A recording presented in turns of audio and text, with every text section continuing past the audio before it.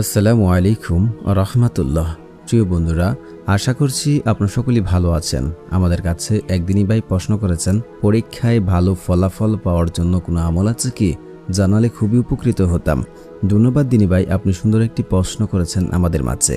প্রিয় বন্ধুরা, আজকে যে আমলটির কথা বলবো, এই আমল করে অনেক বুজুর্গ ব্যক্তি ও অনেকে আমল করে ফলাফল পেয়েছেন। এটি খুবই একটি পরীক্ষিত একটি আমল।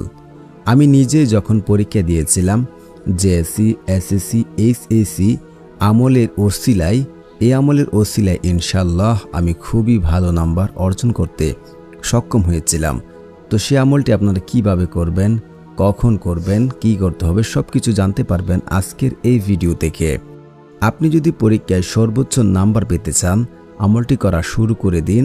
এই আমলটি করার জন্য আপনাকে তিনটি জিনিস আপনাকে খুবই ভালো করে খেয়াল রাখতে হবে। প্রথমে আপনাকে ইয়াকিন ও বিশ্বাসের সাথে আমলটি করতে হবে। 2, আপনাকে মনোযোগ দিয়ে ভালোভাবে পড়তে হবে।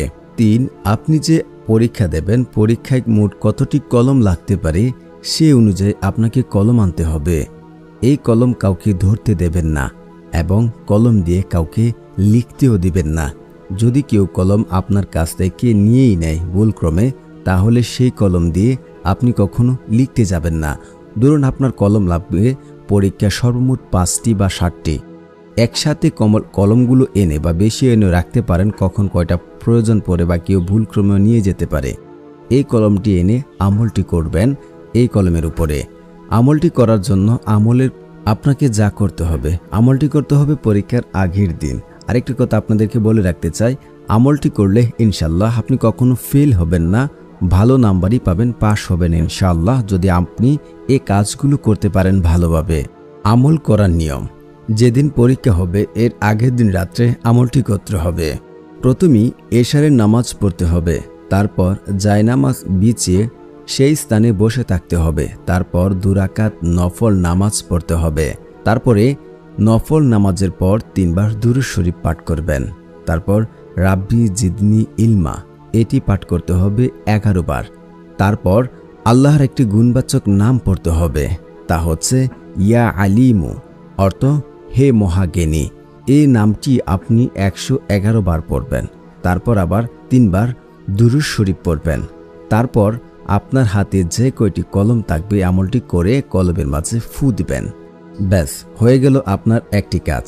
তারপর হচ্ছে দ্বিতীয় যে কাজটি করবেন, পরীক্ষার হলে গিয়ে যা করবেন, চোখ বন্ধ করে প্রথমে 3 বার দুরূদ শরীফ পাঠ করবেন। তারপর রাব্বি জিদনি ইলমা এই দোয়াটি 11 বার পড়বেন। তারপর বিসমিল্লাহ বলে চোখ খুলে প্রশ্নপত্রটি দেখবেন।